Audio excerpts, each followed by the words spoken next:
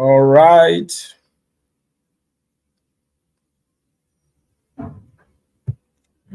All right. All right. Welcome, welcome, welcome, welcome, welcome.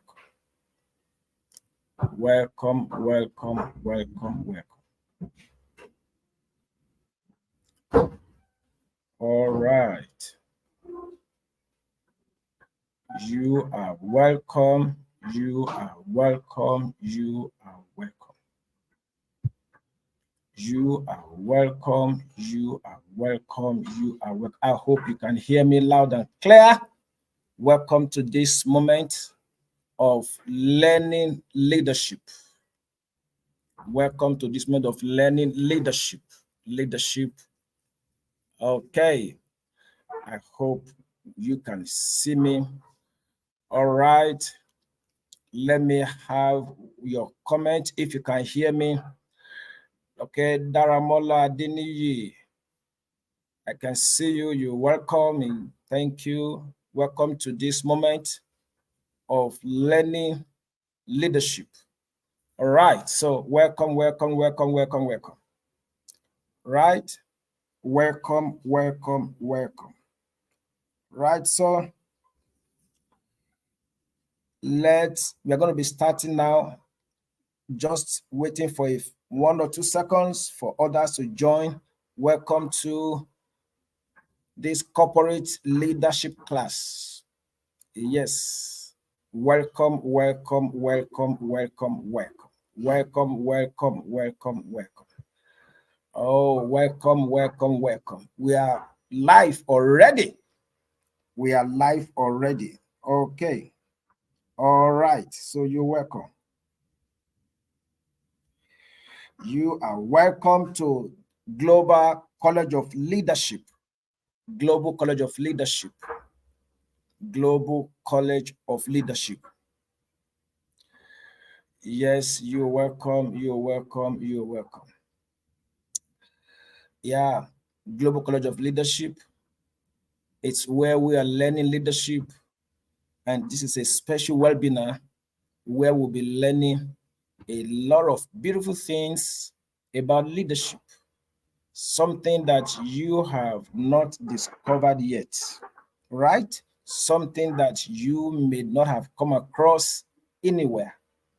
So get in right now as we kickstart. So share it. Get somebody around to become aware that Global College of Leadership is life. Okay. Let everybody around you know that Global College of Leadership is life. Is life. Is life. We are live already. Okay.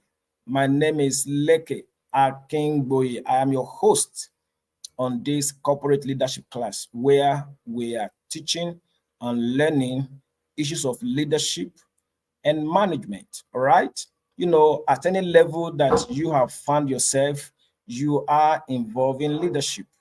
All right. And it's important that you understand what leadership is all about and the things that will really make a lot of change and difference in your life. Okay. So get yourself connected, get yourself in, and don't forget to let somebody else become aware of this beautiful moment of learning issues of leadership and management. Okay. You may be a CEO of your organization. You may be an entrepreneur, right? You may be a religious leader in a denomination, right? You may be a manager of an organization. You may be a director. You may be an individual who just want to develop leadership capacity, right? This is the place to be. This is the place to be. Whether you are already occupying a position of authority or you are still growing, all right? It doesn't really matter. This is the place to be where you will be discovering the nuggets and beautiful truths concerning leadership. All right. I just going to wait for one more second and then we'll be starting. Okay, I can see you. You're welcome, Emmanuel Atem. I'm sorry I don't pronounce them properly. Okay, you present, I can see you. Let's share it. Let's share it. Let's make sure that people become aware of this moment. Okay, Noe Ebu. All right, good to be here. You say you're welcome. Noe Ebu, I can see you. You're welcome. All right, let's share it. Let's get people to become aware that we are live in this Global College of Leadership, where we are learning issues of leadership, issues of management, issues that will make you become a productive person, a more productive you, all right? And it's something that it doesn't matter at the level of leadership involvement you are in, you will find this class very interesting, very inspiring. All right, so welcome to class. Today is on corporate leadership, all right? Corporate leadership. You know, we are dealing with issues of those people that are involved in providing corporate leadership at different level of the society. So get yourself connected together. All right, you are welcome. You are welcome.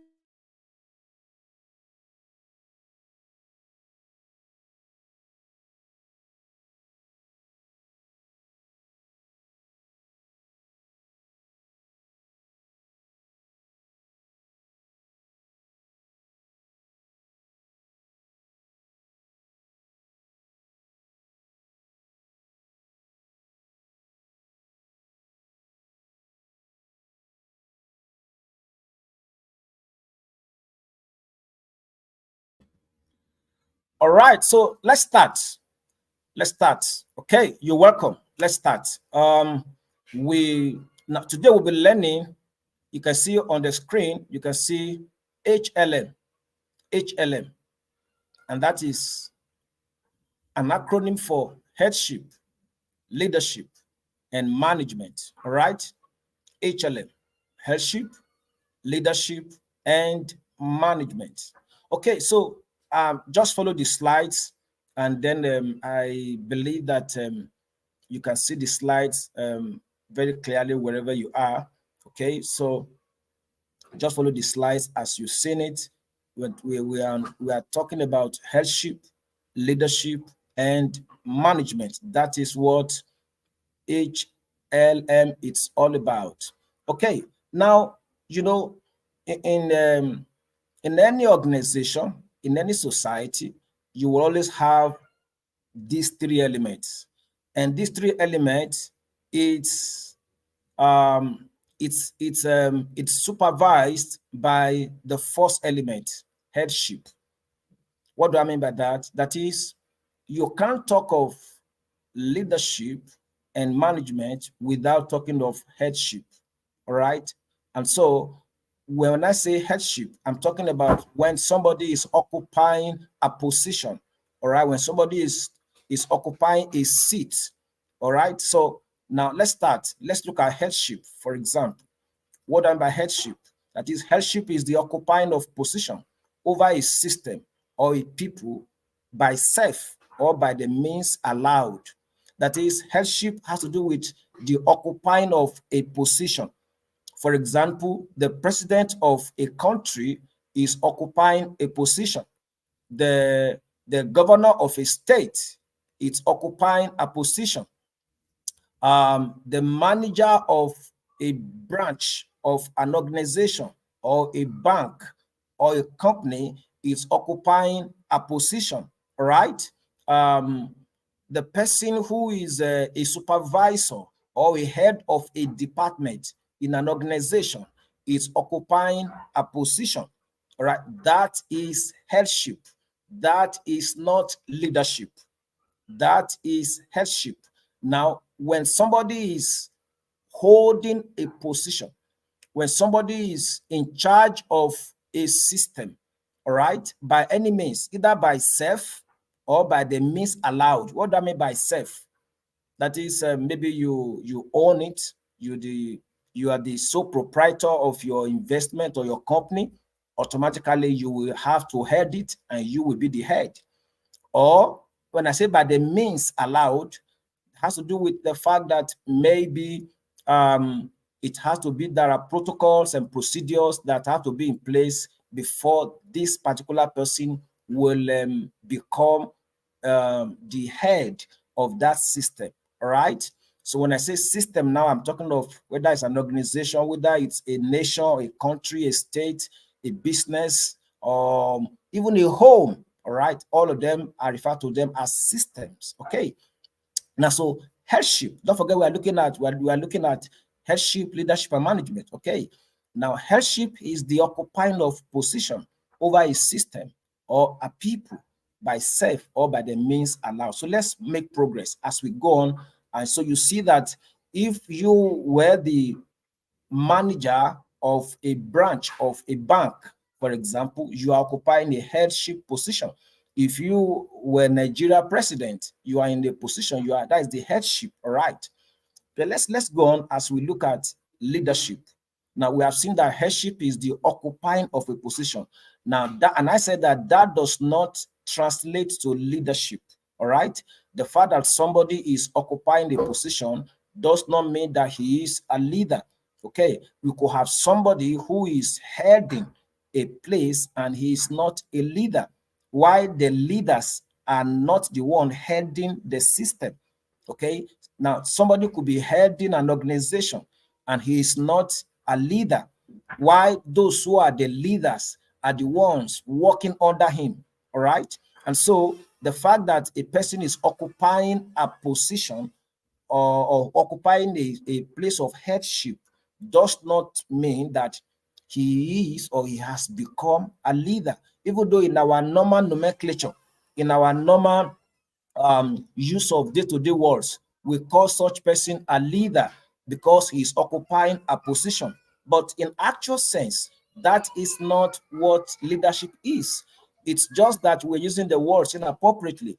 A person who is holding a position, he is the head, and there's no doubt. Okay. Meanwhile, he or she needs to be a leader and a manager. Okay. Because when you are heading, when you have come to headship, you are supposed to be a leader and you are supposed to be a manager. Okay. And so the fact that you are occupying a position does not mean that you have become a leader or you become a manager. Okay, so we're going to be looking at this differently. Let's look at leadership. Now we've seen headship. Let's look at leadership. Leadership is the action or behavior of persons in headship towards the system and the people in the system. Now look at this definition I'm giving to you about leadership. I said leadership is the action or behavior of persons in headship. Don't forget I said headship is about the person who is about the position the person is occupying. That is the headship. All right.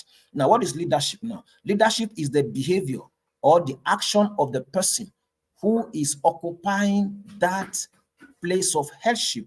All right. So if a person occupying the place of headship behaves in a certain way, or the certain way that he behaves is what we characterize his leadership. All right. So leadership is the action or the behavior of persons who persons in headship towards the system and the people in the system. Okay, so we're going to see that as we go on. We're going to break down just to try to give you some forms of definitions as we go. We're going to unfold a lot about this subject. So please don't go away anywhere. Now let's look at management.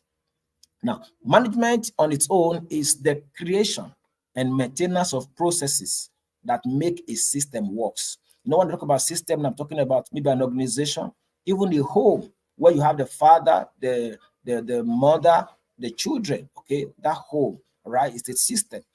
The business that you run, it's a system, right? The company you own or the company you are leading, all right? So when I say system, I'm talking about that which is being put together to achieve a goal, either for profit or for non-profit, or to impact on human being or society or the environment. All right. So that is what I mean by system. The nation, the governance of a nation is a system. all right? The administration of a state, it's a system. Okay, so management is the creation and maintenance of processes that make a system works. Now, you see the difference between leadership and management here. Now, leadership is the behavior or the action of a person who is in headship. All right, that is leadership, the behavior and the action of a person who is in headship, that is a person who is in a position, a person who is in charge of a system. The behavior and the action of that person describes what leadership is all about. Because if that person has the inappropriate behavior, but he is occupying that headship, then you will not have leadership in that headship. Let me say it again. If a person who is occupying the place of headship of an organization or of a system, in this way I use the word system, if that person, that individual has the inappropriate behavior or actions, then you're going to have no leadership or wrong leadership in place, because leadership is the behavior and the actions of a person who is in charge of a system, who is heading a system, right? That behavior is what describes leadership. We're going to see it as we go on, because you can be a leader and not be a manager. Now, what is management? Management is the creation and maintenance of processes that make a system works. Now, you see, when you have a system, either a business empire, a company, an organization, whatever system, or a nation, a state, a local government, all right, your family, or if you are a religious person, your church, your denominations, okay. Now, whatever system, whatever processes that are in place to run that organization is what management is all about.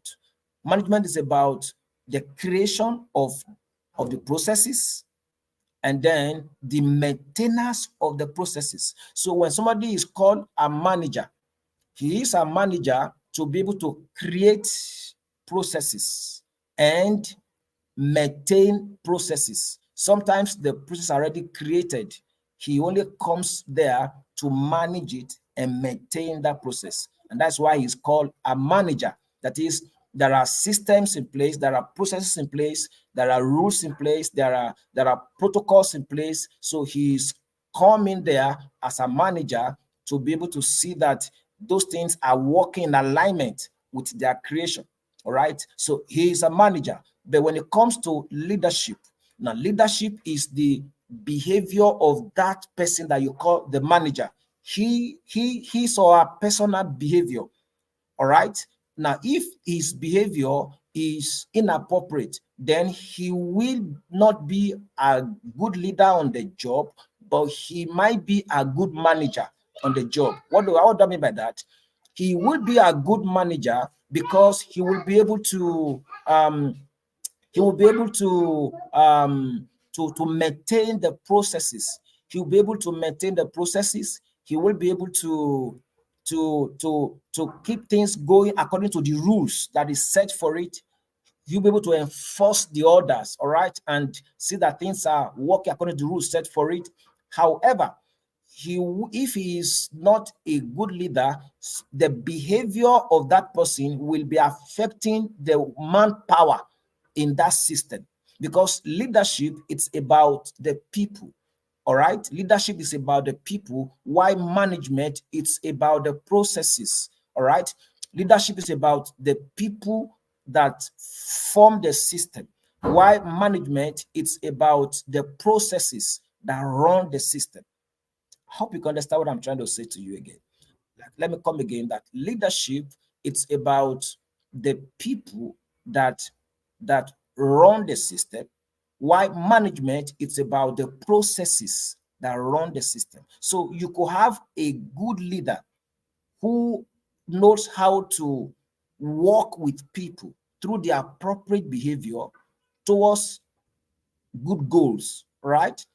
But he may be a poor manager who doesn't understand how to create processes and maintain processes that can make the system to keep working or sustainable. But he may be a good leader in the times of the fact that he can work with people, he can motivate people, he can get people on board, he can impact on people, he can make things work with people, but he may not be able to create the processes or maintain processes that make system work. So you see that you need both a leader and a manager to be able to sustain growth, to be able to bring about transformation, to bring about development. All right. And so, but don't forget that anybody that becomes the occupant of a particular office, or he becomes a head. And I said that headship, it's simple. Okay, let me take it further. Let me show you. Let's talk about the emergence of headship. Let me try to show to you different ways by which people emerge as heads. Okay, let's see a few ways people emerge as head, because so that you don't just think that because somebody is a head of a system, he is automatically a leader or a manager. We could have somebody who is in charge and is not in charge. What do I mean? He is in charge because he's the head. He's the organ at the top. But he's not in charge because he's not a good leader or he's not a good manager. A head of a system needs to be a leader and as well a manager. I hope you can get what I'm trying to say very clearly. That is, the head of a system needs to be a leader, and as well, he or she needs to be a manager, because leadership is towards the people that work in the system, while management is towards the processes that run the system. Okay. So as a head, either a head of anything, religious group, head of a church, head of a business empire, head of organizations, head of a school, you anything you're in charge, head of your home, head of state, right? Head of a state, like a governor of a state or a president of a nation. Oh, okay. So whatever headship that you occupy, you must understand this truth, that leadership and management are important, but you could be the head and not be either of them or one of them. So let's see the emergence of headship. So this one, I call it headship by promotion. Headship by promotion. That is, people emerge as head through promotion. This is commonly in the civil service, right? In the civil service, in the military, in the security, in corporate organizations. If you join a business or a company or an organization at a particular level, maybe level 2, grade 4, right? All of those civil service terminologies, okay? And then or an organization, you join a bank, you started as a teller, work in the bank as a teller, and from there you start moving on and on and on until you become a branch manager. So promotion could bring you into a place of headship. All right, somebody who is in the civil service, who was a clerk, and as he keeps reading and keeps making progress, he becomes an admin officer, and he keeps reading, keeps making progress. After some years, he becomes an assistant director, he becomes a deputy director, and under that, he could become a permanent secretary. So you see, promotion brings such persons into headship. All right, so let's go on and look at another form of headship emergence. Now, so the fact that somebody now this is what I'm going to, a person who is promoted into headship by virtue of statutory promotion in the system, he is promoted and he has become a director. He has become a branch officer. He has become an admin officer. He has become a head, but he may not be a leader if he has not developed himself. He may not be a manager if he does not understand how to make processes work or to create or maintain processes. Okay, so that's what I'm going to look at. That there's a difference between headship and then let's look at another one is headship by election. In democracy, people become heads by election. President of a nation in a democratic system, he emerges through election. Somebody who is a councillor, for example, he becomes a head. Chairman of a local government becomes a head. Governor of a state becomes a head. House of Assembly members, House of Representative, senators of the nation, they became heads by election. So the fact that somebody becomes head by election does not mean he is a leader and does not mean he is a manager, right? So he, except if he has developed himself to become one. Okay, so let's go on. We have headship by appointment. There are those who become heads through appointment. You know, if somebody has been appointed or is given employment or to come and lead a system, so it becomes a head. Most times, when people become heads through appointment, many times they possess leadership and management skills, because the people who want to nominate them to that office in a normal setting will want to screen them and be sure they possess the relevant and requisite skills that can get the job done. So most times, people that get into headship by appointment, they probably are leaders and managers if the people that appointed them are not in error. Okay. Now the other one is headship by inheritance. All right, this is common with a monarchical system or through ownership transfer. Okay. Now this has to do with when somebody, maybe a king, for example, is a king. When the king dies, naturally, by tradition, the son of a king or a prince from that dynasty will become the next king. All right, that is by inheritance. This one, whether he is a leader or is a manager, it doesn't matter. Once it is his right to be the next king, so he becomes the next king. So it's not about whether he is a leader or a manager that matters. The same way, if somebody emerges as a head through election, if the people have voted for him, whether he is good or bad, whether he is fine or not, once they have voted for him, he becomes a leader. He becomes a head. And so whether he possesses the leadership or management skills, it doesn't matter. By law, he is the head of a state. He's the governor of the state. He's the president of that nation. Okay, so let's move on. So let's look at the issue now. Now, the issue we want to look at is headship with or without leadership and management capabilities. That is, somebody has become a head and then he is not having leadership and management skills, or he is having leadership and management skills. That is the issue that we're dealing with now. I've only tried to explain this to you to understand the fact that you don't need to call a person a leader because he's occupying the position. He is a head. Let that nomenclature change. Let's have a new way of calling them. Let's call them head. Okay.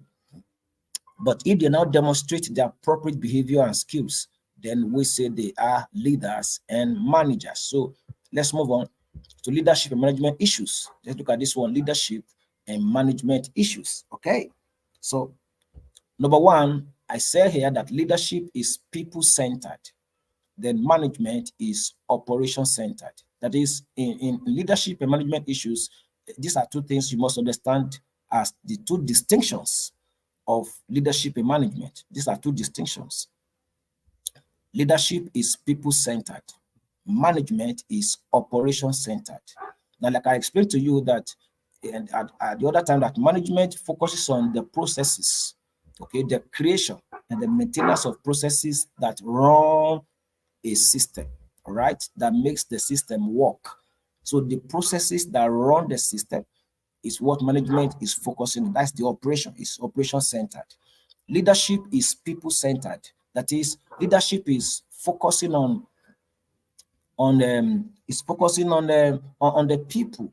people that make the system works, right? So you could have somebody who is the head of a system who is not a good leader. What does that mean? He is not people-centered, but he may be a good manager. What do I mean? He is operation-centered. That is, he knows how to create processes. He knows how to maintain the processes, to keep the system working and running. But he does not know how to work with people, right? To make things happen, right? To build the relationship with people, to develop a lot of skills of people's intelligence. And so he will be a good manager, he will be a good leader. So let's keep going on as we learn more. All right, now still look at leadership because we are moving gradually into the heart of the matter. All right, please don't forget to share this broadcast, these teachings, this class. Copy the link and let somebody get connected. Even if the person misses the live broadcast, he will be able to connect if you share the link with that person. So please do share the link right now and let somebody get connected. All right. And this is something very serious. I'm telling you, some of these things that I'm sharing with you here, free here, you may not be able to find them in many of these curriculum that runs management and leadership. All right. These are brand new thoughts and discoveries on the subject of leadership and management. Okay. So let's focus on leadership now. We won't focus on management today. We'll focus on leadership. Like I said, that leadership is people-centered, all right? Leadership is people-centered, while management is operation-centered. That is, management focuses on the systems. I mean, the protocols and processes on the system. So let's look at leadership now. Leadership focus on the people's welfare, the people's productivity, the people's behavior. It's all about people. We'll talk about this later on. So the management does what? The rules, the procedures, the processes, the objectives, the records, the outcomes, the feedbacks. All of these are the issues of management. Okay. So as you understand the distinctions of leadership and management, that's what I will show to you, the distinctions. Okay, so let's go on with on leadership right now. Personal leadership development. Okay, personal leadership development. Now, what you are going to be learning under this leadership development alone, though not for today anyway, we can't go very far. It's just for this is going to just be introduction. Okay, you can sign up for the master class. If you sign up for the master class, you can get much more than this. All right. So, but for this moment, we're going to be looking at leadership development, personal leadership development. I mean to say now, this personal leadership development is focusing on 5 areas. Number 1, leadership performance. Number 2, leadership intelligence. Number 3, leadership perception. Number 4, leadership communication influence. Number 5, leadership behavior. All right, these are the 5 concepts on personal leadership development. That is, as an individual who wants to develop a personal leadership skills, you need to understand all of these 5 concepts. All right, leadership performance, leadership intelligence, leadership perception, leadership communication influence, then leadership behavior. All of these things are very, very important, but we can't go very far today. But we'll go and we'll just pick one of them. Even the one we're going to pick will just scratch on the surface today because of limit of time. All right. Okay. Leadership performance. So let's pick on leadership performance. Now, leadership performance refers to the personal productivity of a leader within a system. Please pay attention. I say that leadership performance focuses on the personal productivity of a leader within a system. When I say a system, now I'm referring to the organization where you are leading, where you are in charge, where you are the head, or where you're working, or your family, your home, or your church if you are a pastor. Okay, so at any level of leadership that you are involved in, okay, so leadership performance is very important. And what is leadership performance? As it refers to the personal productivity of a leader within a system. That is how you as the person who is in charge of a system can be productive. All right, because if you are not productive, then you are not a leader. You must be productive. So your personal productivity, achieving goals, achieving the set objectives that are before you as a leader, okay, is what we're going to look at here. And we're going to pick it up in two ways. Okay, I'm going to be showing to you in two ways. I call these factors of performance in leadership.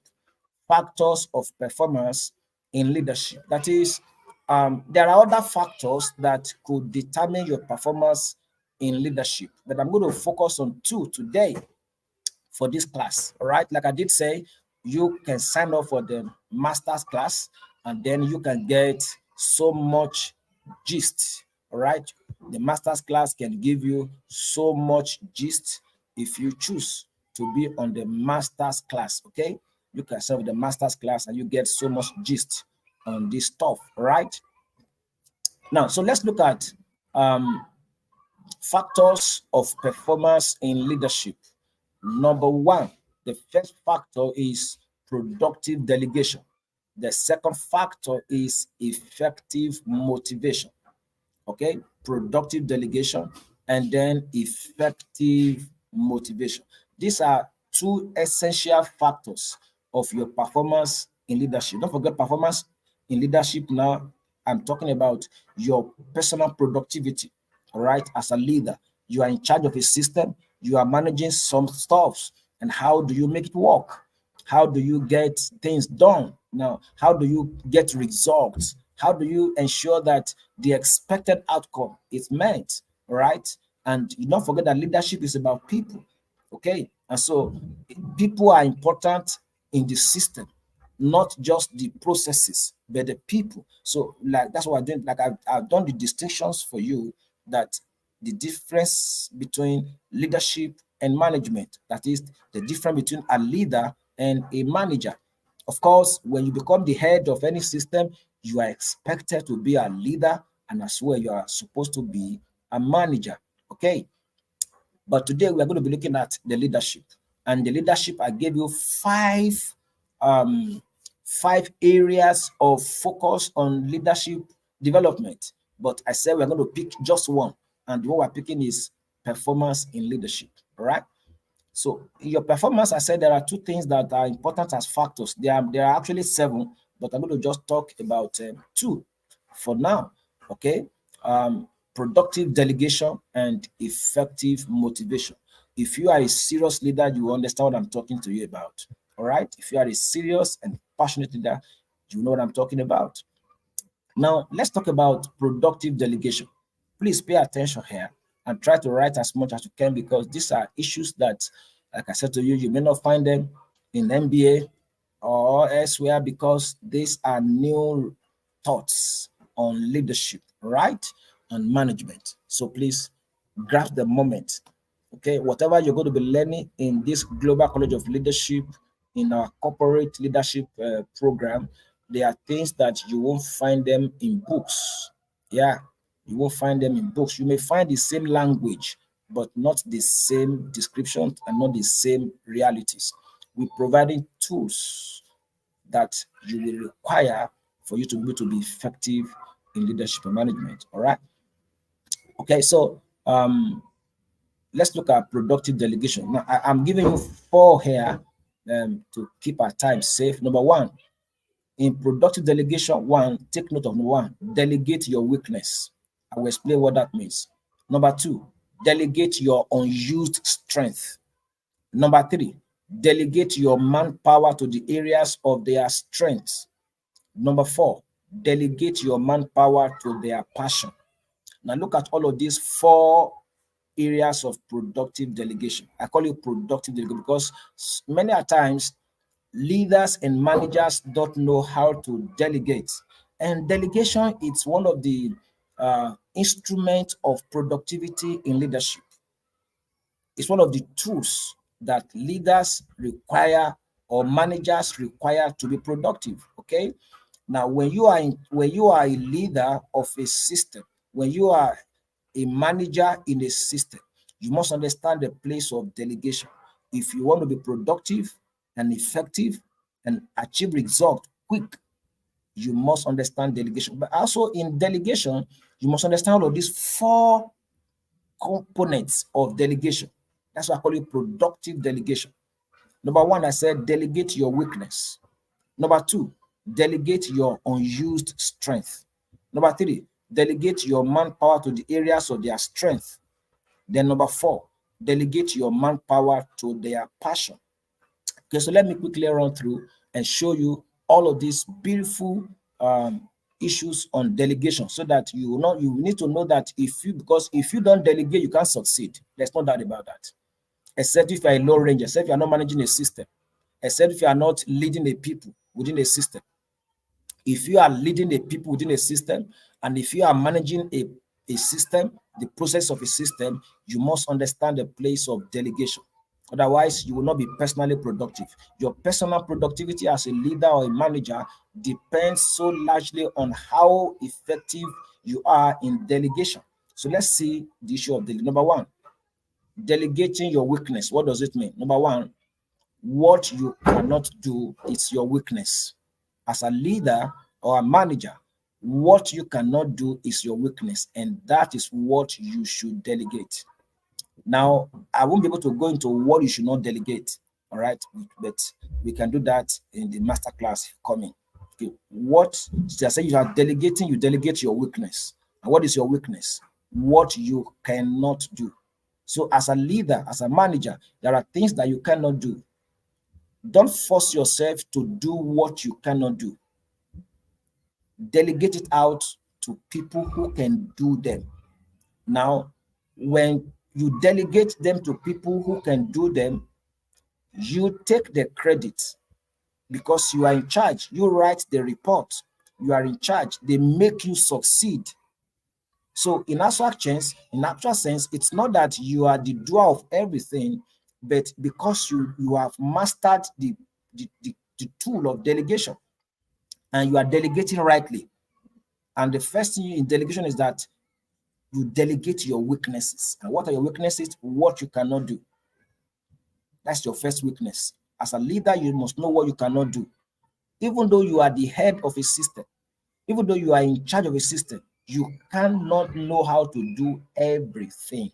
So an attempt for you to want to get everything done because they say you have to do it, even though if by terms of employment or terms of reference in your employment letter or appointment letter says that you have to do XYZ. If you cannot do XYZ, and XYZ are required as part of the measure of your productivity, you must ensure that you delegate the XYZ that you cannot do to people who can do them, so that you can be productive as a leader. Number two, the second meaning of your weakness that you must delegate is what you cannot do well. That's the second weakness you must delegate out as a leader. What you cannot do at all, delegate that one out. Number two, what you cannot do well. That is, you can try. If you do it, you will do it, but it won't be excellently done. Don't try to do it. That is part of your weakness in leadership. Delegate it out. Give it to somebody else to do. Let somebody else do it. Find out somebody else in your system or outside the system who can do it well. Delegate it out. It may come with a cost. Doesn't matter, because you need to be productive. So delegate out what you cannot do well. Don't try to do everything so that you can feel that I did it. No, there's nothing like that in success in leadership. You don't take pride in struggling to do something that somebody else can do well for you. No, we don't do that in leadership. You delegate it out. Even though if it becomes obvious to people that you are not the one that has done it, it doesn't matter. What matters to you as a leader is that you are looking for results. You are after performance. You are after your productivity. You are after seeing that success comes out of what you are doing. So if it means that somebody else is doing it and people around you are aware that so person is the one doing XYZ for you, it doesn't really matter. What matters is that you're able to use people to get the result that you're looking for. So you must learn how to delegate. Don't tie everything around yourself as a leader. Okay, it's very important. What you cannot do well, because there are leaders who can do some stuff, but they can't do it well. They want to stick to it. Don't stick to what you cannot do well. Let somebody else do it. Number three, what you don't like doing is your weakness. What you don't like doing, that you don't like doing it at all, that it doesn't interest you, it doesn't appeal to you, but it is part of what is required to be done every day as your office demands. If you know you don't like doing something, don't try to do it. Delegate it out. It's part of your weakness. Do you understand that? All right. Okay, let's move on to number two. What on delegation? We're still on delegation. Delegating your unused strength. Delegate your unused strength. That is, your unused strength means what you can do, but don't have the time to do it.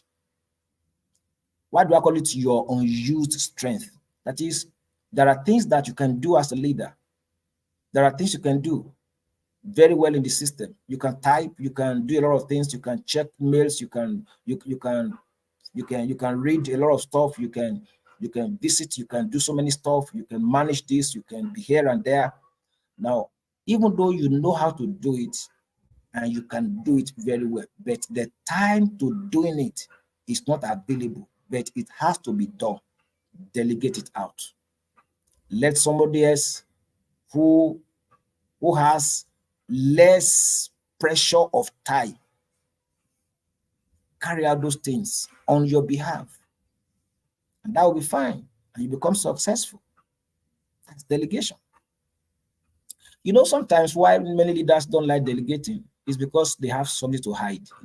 When the leader has something to hide, maybe you are working the system, you don't want people to see a lot of things that are in there because of some of the advantage or some of the manipulations or some of the gains that you want to accrue to yourself alone.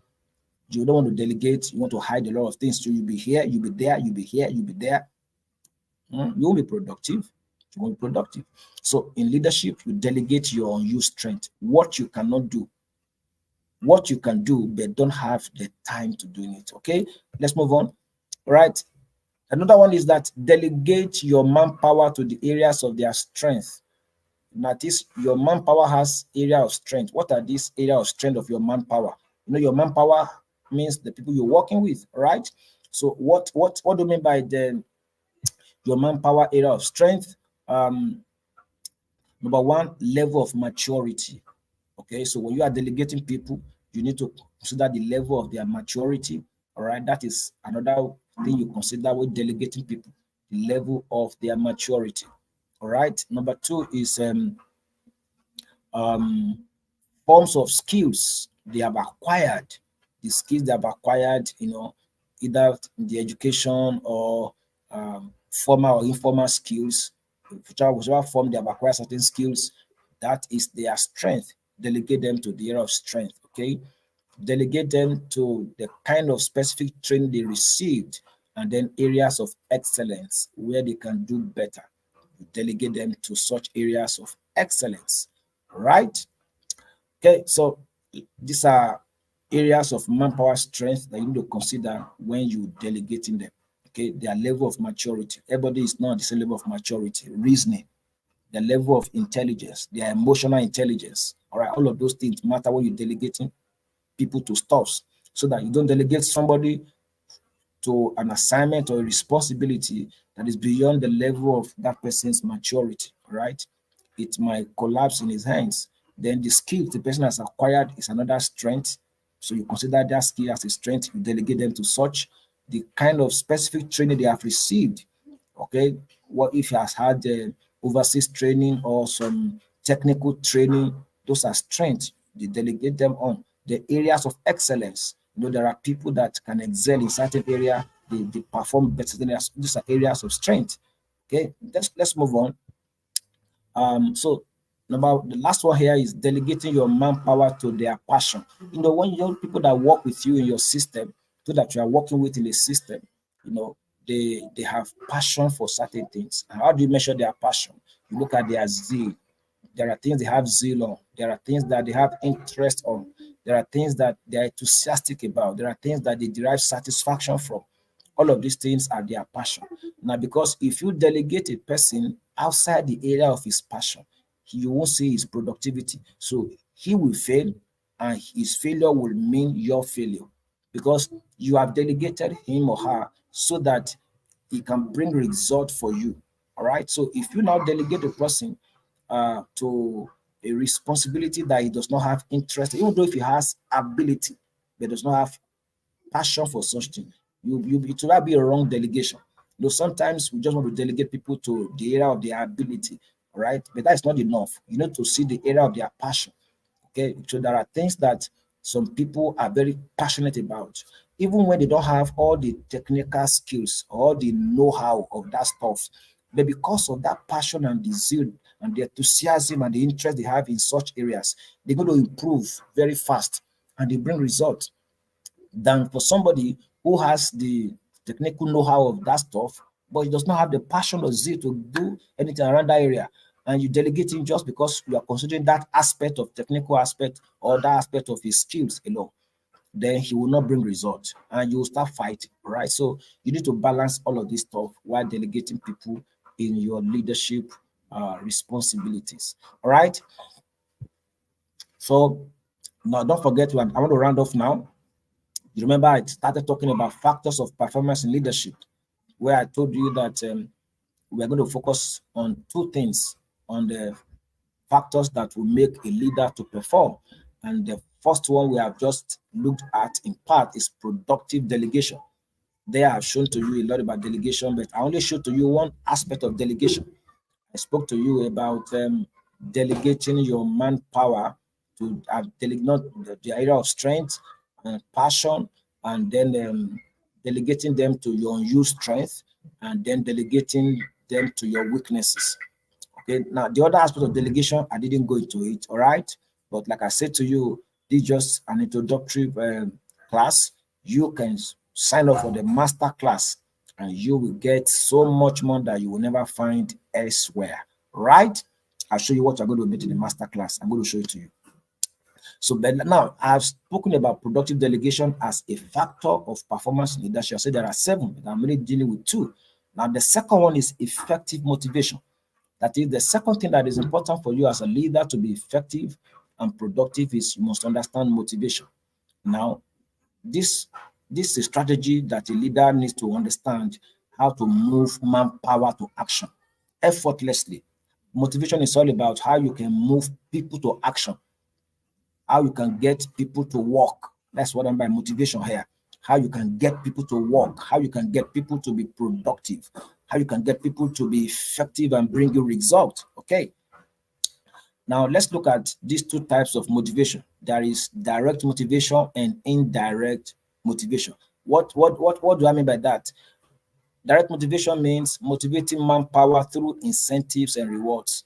Okay, I won't look at that today, not in this class. That has to do with when a leader or a manager is trying to use incentives. You know what by incentives? Something that can make somebody to work, you give cash, you give money. Okay, those are incentives, rewards. Okay, for something done yesterday, you give rewards for it so that the person can repeat the effort again. That's a direct motivation. But I'm going to talk about indirect motivation. Indirect motivation. What do I mean? That is motivating manpower through words and actions without inducement of incentives and rewards. That is indirect motivation. That is, you are motivating this person and yet you are not using incentives of rewards or cash or whatever. No inducement is involved. And this is a strategy that I want to show to you. All right, so let's go. That's going to be round off there for this class. So this principle of indirect motivation, the principles of indirect motivation, I call them option A4: authority, appreciation, affection, then affirmation. Authority, appreciation, affection, then affirmation. What do I mean here? That as a leader or a manager, you must understand these 4 principles of indirect motivation, whereby you motivate people without inducement and you use words and actions to do this. Words and actions. Don't forget, let me show you the slide again. That motivating indirect motivation, I say motivating manpower through words and actions without inducement of incentives and rewards. Okay, this is indirect motivation. So let me show you. I say it's authority, appreciation, affection, and affirmation. What do I mean? Now, the first thing here is authority. That is where you are using authority to speak to people. It is a motivation where you are standing in the capacity of your office. Don't forget, we started by looking at headship. All right. When you are the head of a system, authority is vested into you. Now, in motivating people to action, you must learn how to use this authority. All right. It is not to destroy people or to oppress people. Rather, it is to be able to see that you you you you are properly perceived in what you are doing. Okay, so you must use authority in your words, in your actions. Authority must be involved, because where there is no authority in leadership and management, then you will not be able to get people on their feet, or talk less to be on their toes, right? So if you want to get them on their feet and then on their toes, then you must understand the use of your authority. Okay, because your headship is authority. Now, the second one is appreciation. Now, it is a wrong step, a wrong approach in leadership and management for a leader to use only authority without appreciation. Okay. Now, appreciation has to do with when you are recognizing the past achievements of the person or persons you want to motivate to action. Now, if you use only authority and you don't use appreciation, then you are not a good leader, right? Now, appreciation has to do with when you acknowledge the success or successes of the person you want to motivate to action. If, for example, the person or persons you want to motivate to actions have done something that is excellent, something that was beautiful, something that was successful in the past, make sure that before you commit new task to this person, make sure you do a proper appreciation in words. That is a recognition of what the person has done. I'll do a demonstration briefly before I round off. Then the third one is affection. Affection is when you show love to people, when the leader is concerned about the welfare of the people, when a leader is concerned about the challenges that the manpower is facing, either on the job or on personal level. All right, because there are people you are working with are human beings like you. They have family challenges, they have emotional challenges, they have workplace challenges. So as a leader, if all you do is to use authority and commanding them to action, decreeing and declaring over them, do this and move here and commanding, now that won't get you to be favored. All right, you must understand the place of affection, whereby the persons, the manpower that are working with you, they know that you love them.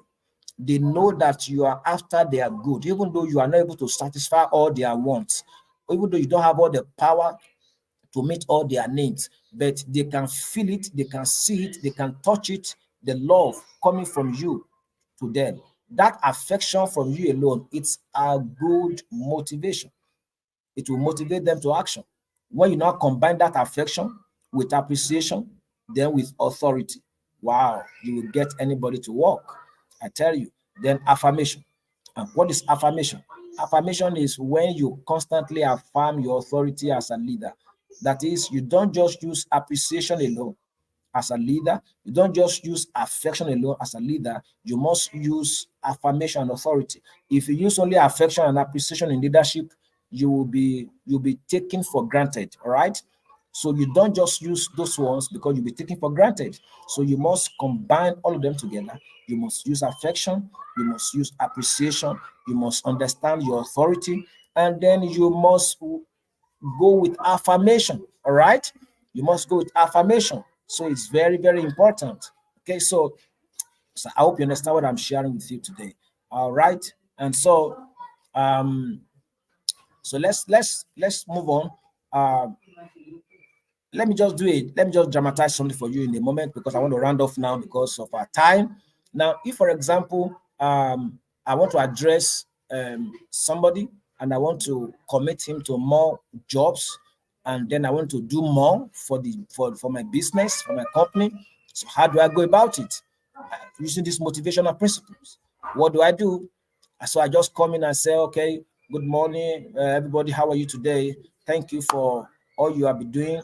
I'm the managing director of this company, and I'm the MD. No, saying I'm the MD is that's authority talking now. Now I'm the managing director of this company, and I have worked in social department, department before I'm here, and I was posted here because the chairman of the board believes that I have what it takes to get the job done. That is authority talking. Then you went further. Something you want to achieve is still there. You went further. All right. I'm aware of some of the things that you have gone through in the past in this department. I know some of the challenges that you are facing. I'm aware of how some of you have to almost trek down to work because of the traffic issues. I'm aware of the health challenges that some of you are facing on this job. This job is hazardous to your health, and the company has not been able to meet up with all the health insurance issues. And so I understand all those things. That's affection. You're using affection, but you want to get something to done, and then you go into appreciation. And then I'm also want to thank all of you for all you have done in the past. The other time when this department was producing at 30% production level, this department moved up to 70% just last year, and just this new month alone, I already seen us doing about 90% production capacity. That's highly commendable. That is appreciation. Then you go back to affirmation. Right now, okay, ladies and gentlemen, we have to double up because the board chairman wants us to be able to produce 1,000 metric ton per day. I'm just guessing of some stuff. 1,000 metric ton per day. Now that is a huge task for that department. But look at how the CEO or the head of that department has spoken with authority, affirming himself as authority, appreciation, affection, then affirmation. And then before you know it, everybody is on the job, working tirelessly for 1,000 metric ton per day. All right. I hope this is good for you for a startup. You know, it's a lot of things that you need to learn in this global college of leadership if you're a corporate leader or manager of a system. I tell you, I wanted to join the online I wanted to join the the I want to join the what I call now the master class. I want to say I want to join the master class.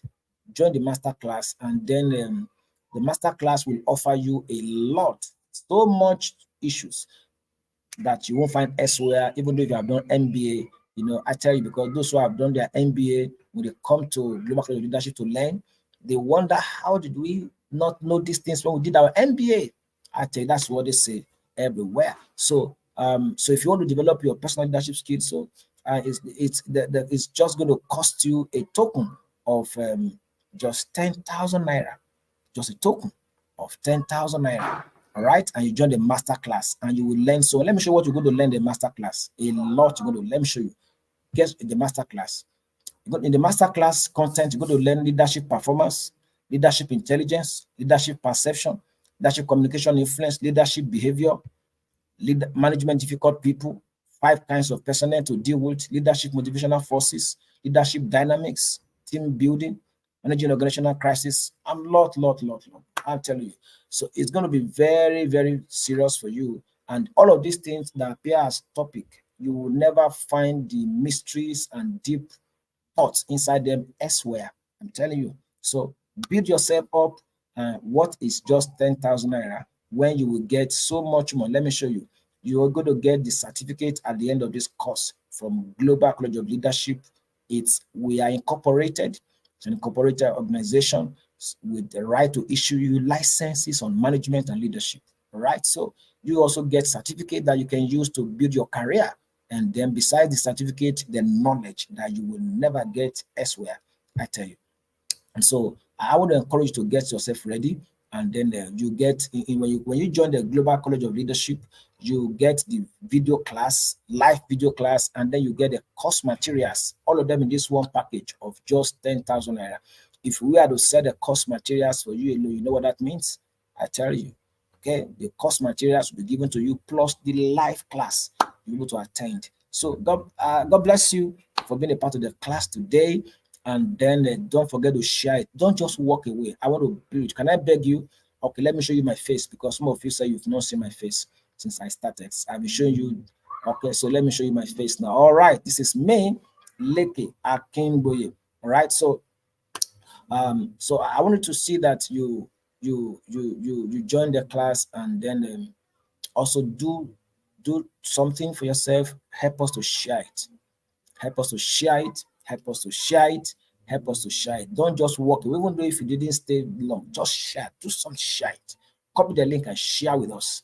All right. And if you're just joining us, we are rounding off. I'm sorry. If you are just joining us, we are already rounding off this class right now. Okay. So, but you'll be able to watch again and again. It's available for you to watch. It's on our Facebook page, on our YouTube page, on LinkedIn, and everywhere. So you can watch on Instagram. You can watch again and again. All right. So thank you for being in class today. We will come again another time with another interesting package on corporate leadership. I remain your friend, LEKE Akingboye, right from Global College of Leadership. So share it and then keep following us on our social media platforms. And subscribe to our YouTube channel and subscribe and click the notification button so that when we come live again, you can get more stuff. Right. And if you'd like us to come and provide training for your organization, training your workplace, or you want us to just come as resource persons, facilitate training, management training at any level, we are available to serve in that regard. We do that a lot for people both within Nigeria and outside Nigeria. All right, so thank you for being in class today. See you again next time, but don't forget to join the master class. If you want to get the best, these ones I share today is nothing. It's not even a tip of the iceberg. I can't even call it a tip of the iceberg. It's nothing. Those who know us, they know what I'm talking about. Okay? See you again in another episode of Corporate Leadership. Thank you and bye for now.